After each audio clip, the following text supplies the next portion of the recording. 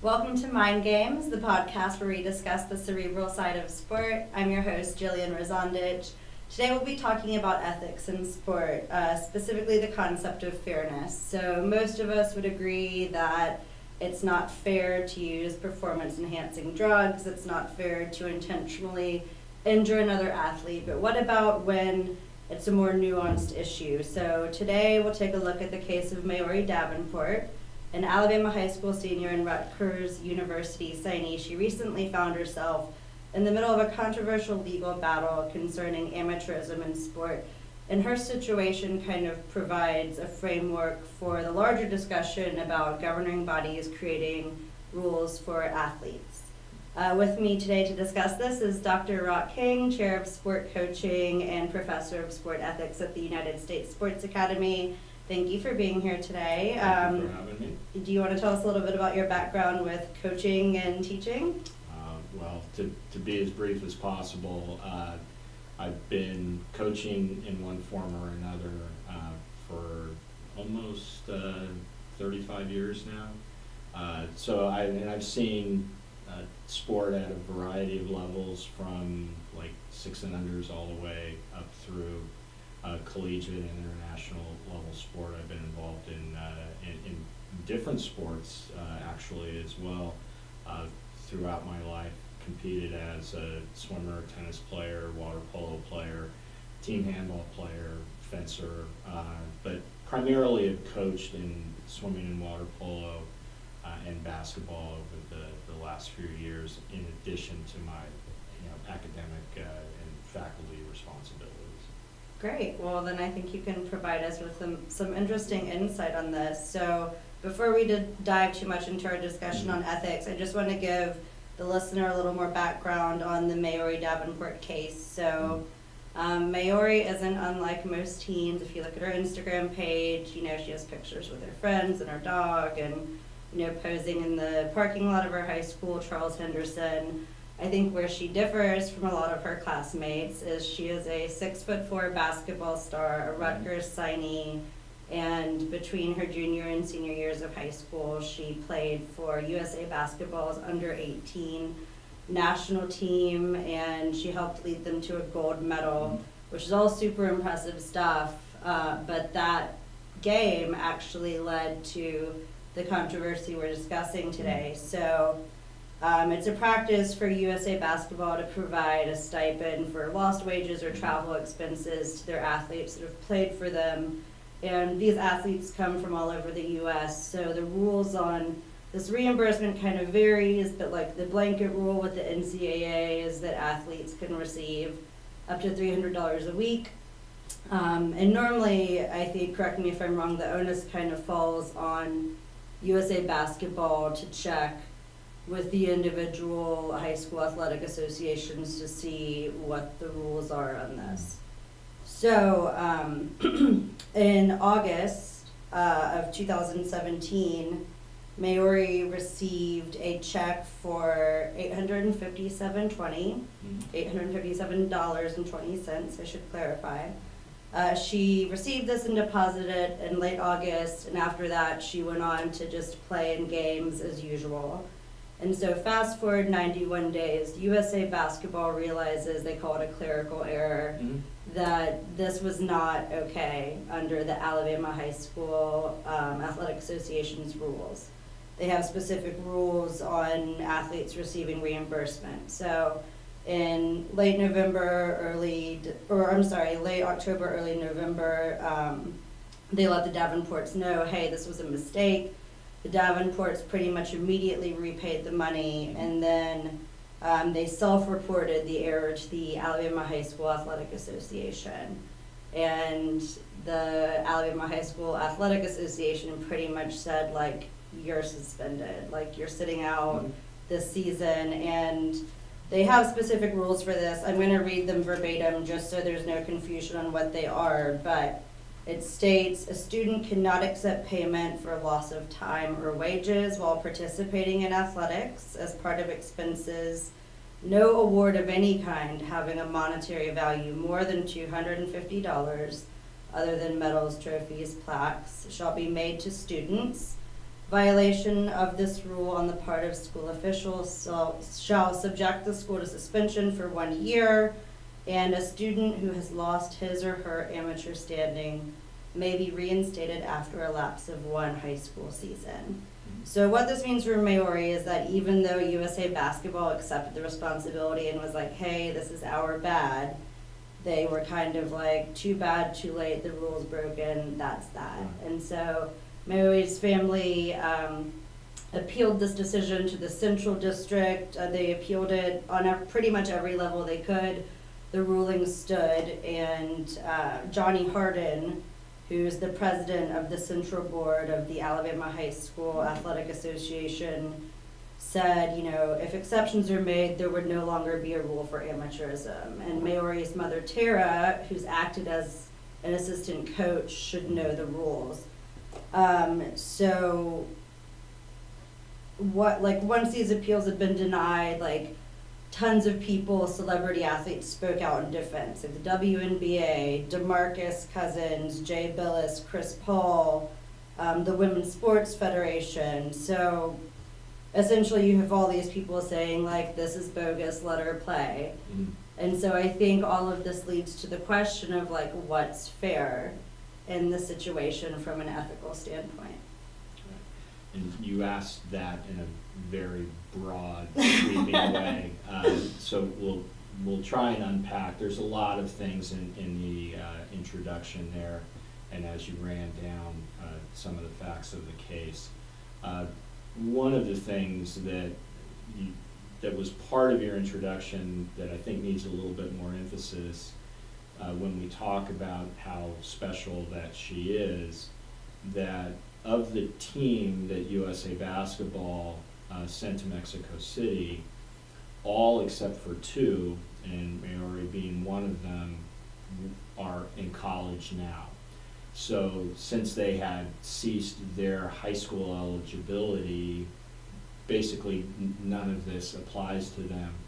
And you know, having been involved with you know, all-star events like this for, you know, a governing body, and I can pretty easily envision that one of the clerks in the USA Basketball office is processing, you know, doing the back end of the trip to the America's Cup basketball tournament, looked at the roster, you know, went 1, 2, 3, 4, they were all going to the University of Connecticut or Texas or Iowa State or wherever all of those people went, and you know, just kind of felt like, okay, well, we'll just write them all checks based on their paperwork, without realizing that for the 2 returning to high school athletes, that examination needed to be closer in terms of helping them stay on the correct side of the rules. So the fact that she really is an outlier in a lot of ways, not just because she's a very talented basketball player, or because she's 6'4", or because she is signed with Rutgers.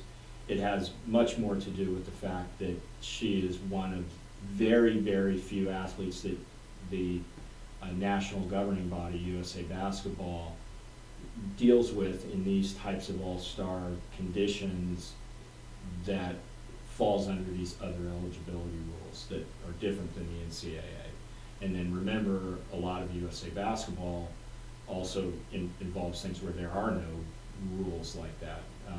That when they put the Olympic teams together for the men and the women's teams, they're not worried about amateurism rules. So the fact that the mistake was made, like, doesn't mean that it was right, doesn't mean that people did their jobs properly, but they acknowledged that, hey, this is, you know, we made this mistake, and there's a big key, and one of the terms that's important in the conversation is self-reported, is that the Davenports, as soon as they knew that there had been a problem, you know, as from all indications, returned the money.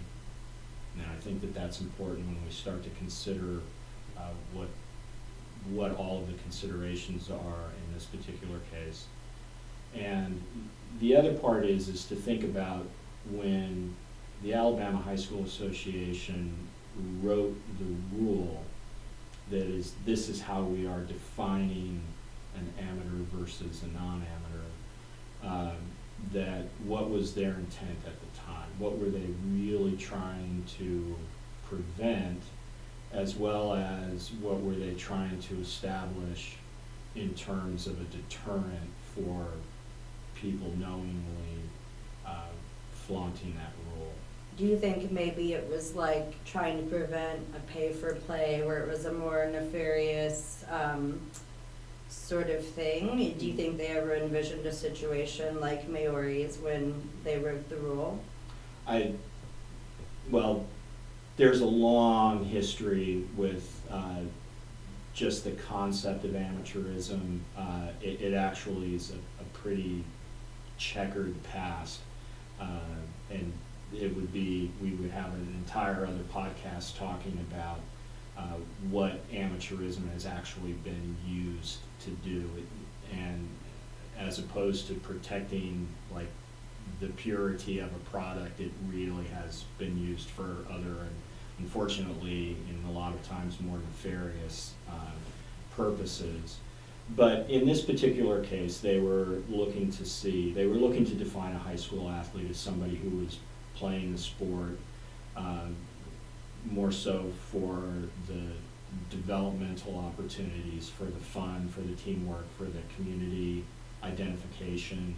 And in order to have everybody kind of reflect that ethos, and that you could feel confident that you were playing against, or like you were in a match with other people that were similarly defined, that there needed to be some rules that say that high school athletes can't cash in on their abilities, no matter how good they are. And really what those rules do in most jurisdictions is they take the highly successful, talent's a word that I don't like to throw around loosely, but it takes those exceptional athletes and it typically forces them to make a choice. That is, am I going to remain by this definition of being a high school athlete that has this amateurism clause in it, and amateurism is defined differently almost in every single state when you really look at the details. Or am I going to like really test my abilities and take advantage of all of the opportunities that come my way? My guess is that when this particular clause within the Alabama high school legislation was written, the intent was not to take good athletes and say, we need you to make a choice to not play for your high school, that they were not looking to punish people for being successful at their trade. Although that's kind of what happened. Right, and the problem is that when you write a 3-sentence rule that is as hard and fast as that one is, that the rule writers get themselves into pickles like this, right? That I would say that the biggest issue is that they didn't really have a way of working themselves out of the decision that was made. Not saying that the decision was incorrect, because the way that the rule was written, it basically said that once the check was cashed, right, and that money comes to them, there were no options left over. And it also feels like the association decided that, and again, that this is the membership, so all of the high schools are involved in making these rules, decided that they didn't want any humans to have any discretion in this, because there would be the potential for some corruption or bias in the way that the rules were applied. And by putting in writing that there is no interpretation to be done is one of the ways of trying to get away from there being a human bias in the decision. But at exactly the same time, it eliminates kind of rational thought to take place around where maybe we weren't as well informed when the rule was written as we thought we It seems like I would be hard pressed to think of a situation that's so black and white that the rule could 100% apply in a blanket fashion. And I think that's kind of would. the point you're making, is that, like, you've mentioned it, like, most of it's gray area, so. Well, it's not so much that most of it is gray area, it's that it doesn't allow for any gray area. It doesn't allow for any unique circumstances. It doesn't allow for, it doesn't allow for the realization that, hey, maybe we didn't have it all figured out when this was written in the first place. And I want to back up one step, in that the history of rules typically come from a reaction, sometimes an overreaction, to some rule or some rule bending that had taken place in the past. So the fact that there's a specific dollar amount of like what's allowable and what's not, and the fact that there is only one penalty. There's no progressive discipline, there's no,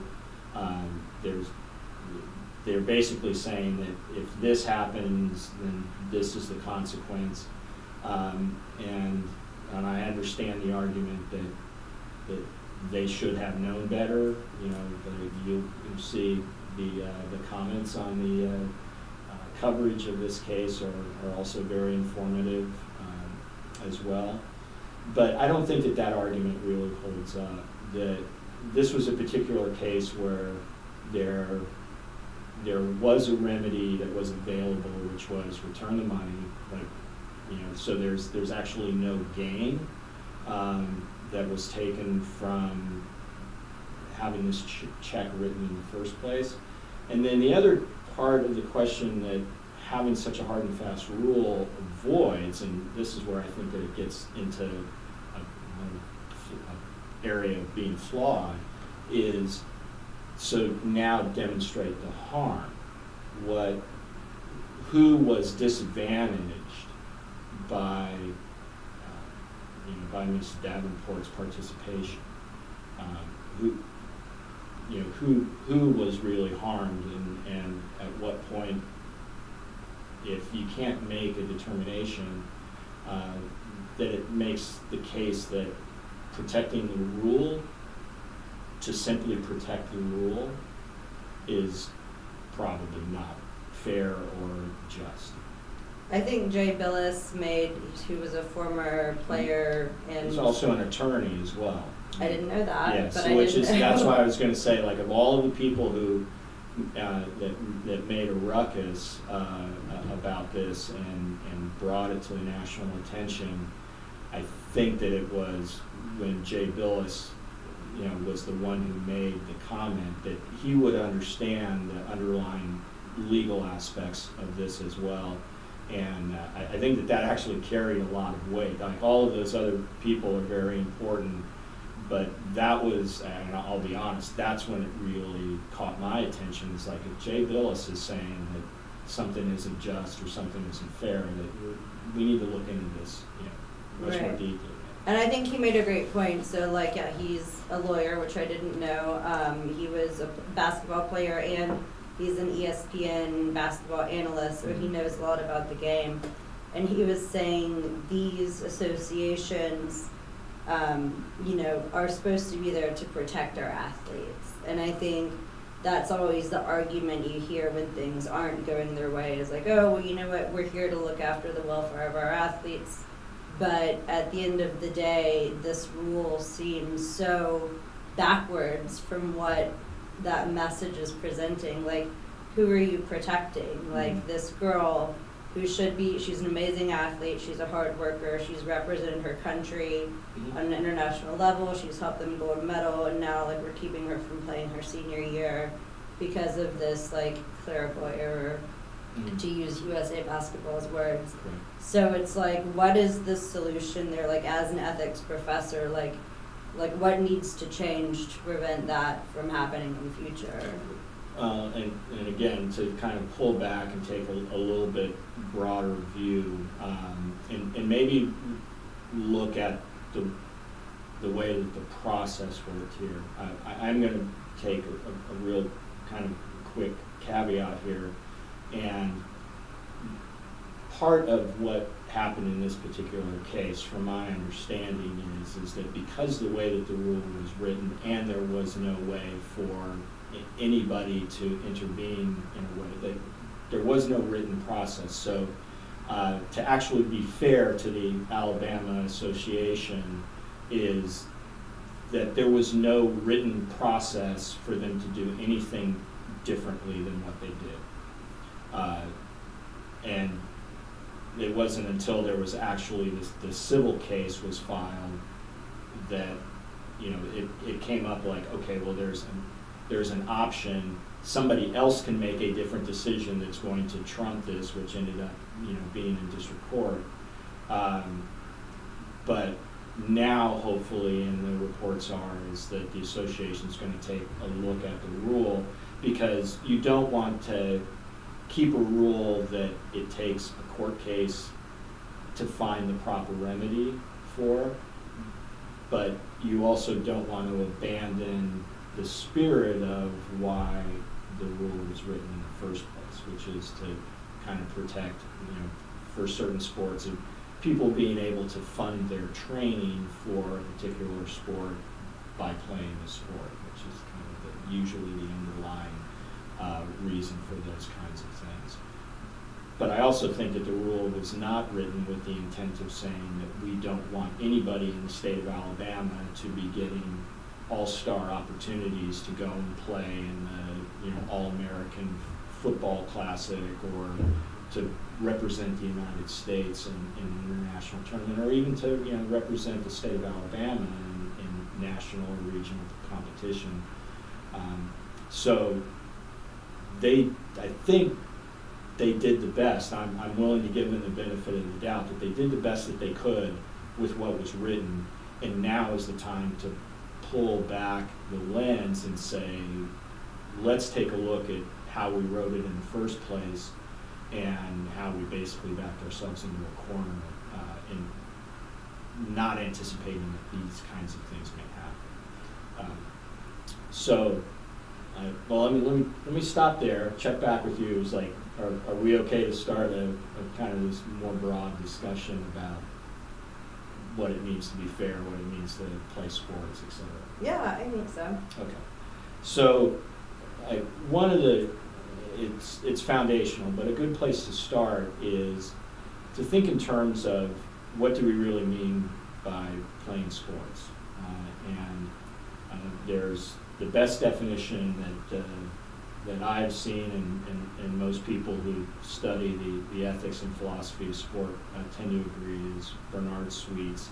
Basically have four required elements for something to be a game, and then he expanded a little bit to be more specific about sports, but basically it boils down to the fact that these four elements are, one, that there's a goal, like that there's a task to be accomplished, and that you can define that, and that goal has a specific kind of state of accomplishment that you can say that you've done. The second part is that there's a constraint on the means at which you can accomplish the goal.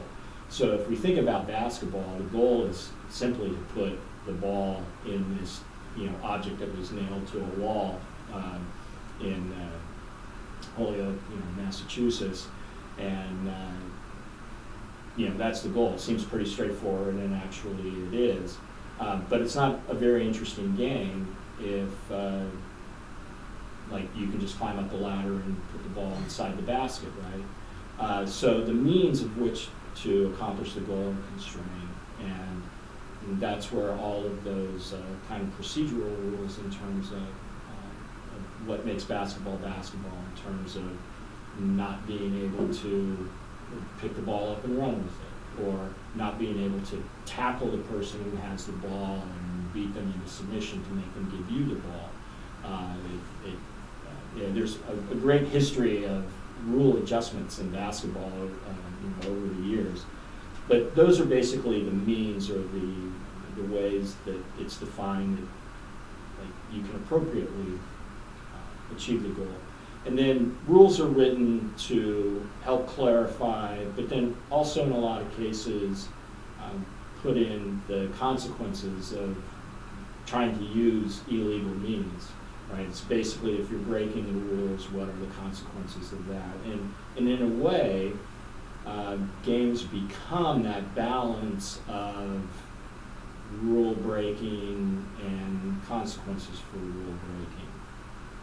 But the fourth element that Sweets brings up about sports is what he calls the illusory attitude, and it comes from the term that means play in Latin. But part of that, and I think the most important for our conversation today, is that it's a voluntary, it's like giving consent to follow the rules that constrain the achievement of the objective. And if there isn't this sense of voluntarily agreeing with all of the other people that are part of the game, then you can't have the sport. If one of the teams doesn't agree to play for 40 minutes, you can't have college basketball. If somebody says, no, we're only going to play for 10, or we're going to play until we're ahead, and then that's when we're going to stop. You can't really have a college basketball game. Where we get back to the situation that we've talked about with USA Basketball and the Alabama High School Association, is all of the additional rules that go into defining a certain class of the sport. And where that comes from is, and I think we talked about this a little bit near the top of the show, is that figuring out who the best basketball team in the world is actually isn't a very interesting proposition. Like, we only do that a couple of times, every 4 years. And it involves a really, really tiny percentage of all of the people who play basketball, around the world. So we create rules that define smaller classes, smaller populations of basketball teams, in an attempt to create the uncertainty that is really important in terms of having sports that we want to participate in or pay attention to. There's also a great argument that it is by creating classes that have uncertainty that's actually where all of the developmental and educational benefits come from. So there's not much to be learned if 8th graders are playing against college teams, if you want to put it that way. So we have to define what it means to be an 8th grade team so that only 8th grade teams are playing against each other, because that's what gives us the opportunity for all of the benefits that we purport that sport provides. So would you say that's like where the concept of amateurism comes in? It's like, yes, there has to be some limit to like who belongs to a certain class of athletes, otherwise we're not participating in the spirit of the fairness of the game. Right. So if you think about, everybody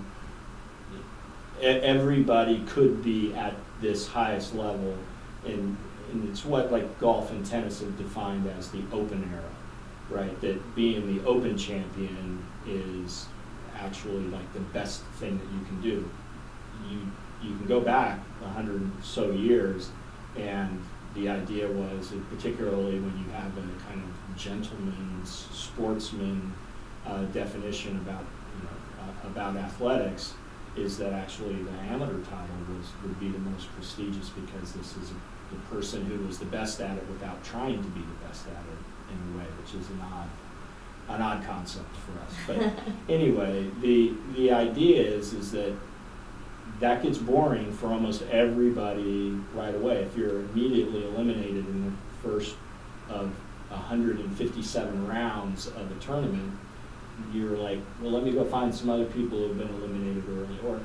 Another way to think about it, kind of from the kind of grassroots going up, is when you were playing with your friends in the backyard or in the driveway or at the park, you figured out ways to make that interesting and fun. You adjusted every possible rule, if necessary, to try and figure out how to create action and basically have those games end on the last play, like be decided on the last play.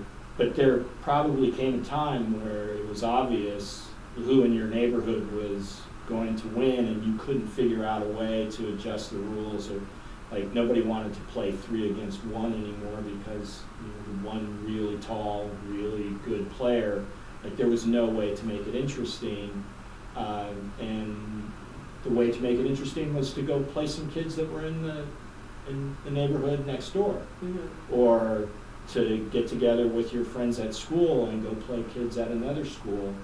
And that's a way of creating, like we say, like that separate class or that smaller class. But then you have to get involved in defining what that means. And you'll look at the overwhelming proportion of organized sport. Most of the rules go into defining what those subclasses are, as opposed to what the sport itself is, what the objective, what it means, and most of the rules are about who's eligible and who's not, as opposed to how you play. Right.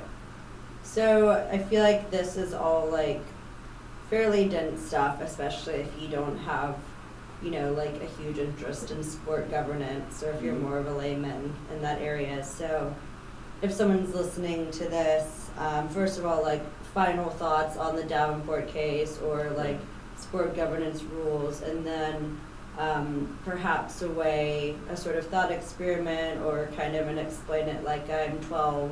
Like, what does this mean? Like, what does the concept of fairness mean as it relates to sport ethics? And like, maybe how could I apply this in the next time I'm faced with a situation in which I need to figure out what is fair? Right. Well, you're asking probably 15 questions, but I'm going to. I know this was a tough one for you. I'm going to touch on 2 elements that you said. Sure. The first one is that if you're faced with making a decision, and like in this particular case, there are rules that are written in a particular way, and the first order of business is this was something that apparently everybody had agreed on, so the rules exist in a certain way. Like, again, there was an assumption of voluntary consent to follow these rules, and when those rules are broken and there is a penalty that's applied, like, that is your responsibility is to follow that. I think more instructive in this particular case is to think about what's going to happen next week or next month, and when people are thinking about how do we rewrite this rule so that we're still doing what we intended to do, and we're deterring the things that we want to deter, and we are protecting the people that we want to protect, but that it is better than the solution that we thought was great, however many years ago that they wrote that. So you need to follow the process that's written. Where the theory of justice and justice as fairness, as was written by John Rawls, comes into place is when you're actually writing the rules in the first place. And it seems a bit misguided to not have any mechanism that allows you to see the uniqueness of the individuals that are involved in these actual cases. And that would be my one major takeaway, is that it's pretty bold to think that you can foresee all of the people who may be impacted by a rule that you make, and that there needs to be a way for you to correct a punishment that was intended to do something very different than what it actually ends up doing, because you haven't applied it, like the letter of the law. And I think it gets down to what you alluded to is that, you know, who are you protecting? Are you protecting the rule, or are you protecting the people? And if you ever get yourself into a place where you feel like you have to defend the rule, is where you're going to get into ethical problems.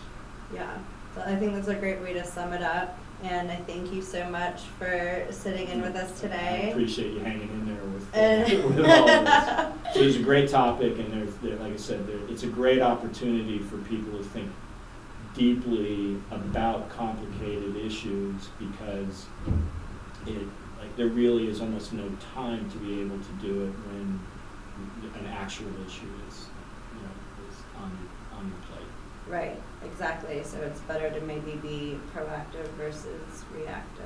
So anyway, thank you so much. And for those interested, there's a lot more to Maori Davenport's case. You can look into it on your own, and we'll post some links as well if you're interested in hearing the follow-up on that. And we hope you'll tune in with us again.